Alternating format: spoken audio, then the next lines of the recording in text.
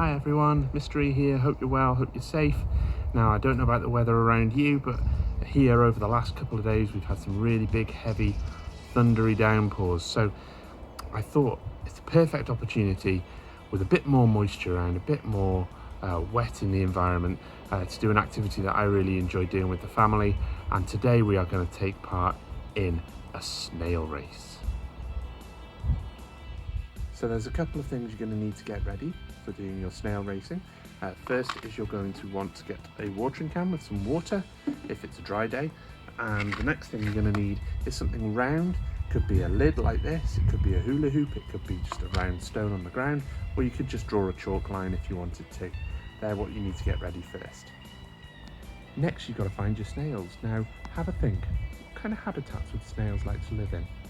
Would they like to live in a bright and dry habitat, or a damp and dark habitat?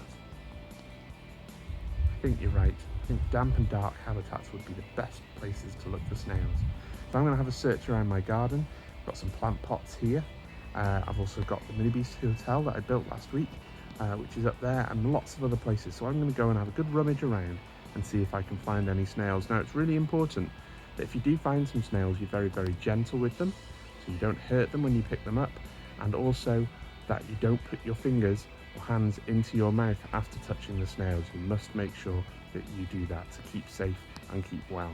Snails don't like the touch of human skin, so please try not to put their big, sticky, wet foot onto your hand. Hold them very gently by the shell, making sure not to do any damage. Let's see if we can find some snails. Okay, here are my snails that I've found. Now most of these are what we call the garden snail, but there's one different type of snail that you can see just under here, and that is called a brown-lipped banded snail. I wonder if you'll find different types of snails around your garden. If you do, have a little internet search, a little Google as to what different types of snail you have found and see if you can identify them. There are many different types of snails in the UK and they all grow to different sizes, so let's see what variety you can find. First thing you need to do to get your snail race ready is to get a bit of water and put it on the surface which you're racing your snails on. This is because snails don't like it when it's really, really dry. So just get a bit of water, dampen the surface, and that will encourage your snails to come out of their shell and get racing really, really fast.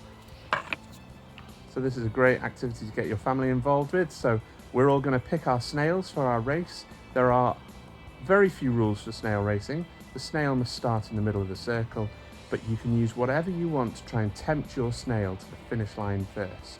The only proviso is that whatever you're tempting your snail with must be outside of the area where the snails are racing.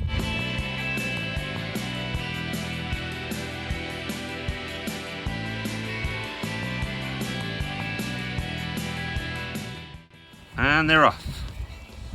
We've tempted with some green leaves, some brown leaves and some rose petals. Which snail is going to win first? Come on, stripy snail! You're going the wrong way. Come on, Roses. Let's see who's going to win. Snail's tempted by my tail. Yeah, Roses is a coming.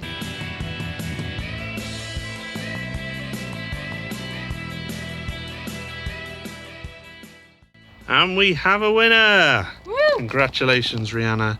You picked the winning snail. Close second, and then yours. So snail racing can be great fun. Do it with your family. You can do it over and over again, as many times as you want. The only thing I would ask is that when you finished snail racing, you return your snails back to where you found them so that they can enjoy your garden or whatever outdoor space it is you found them in. Have fun. I'll see you again next week. Goodbye.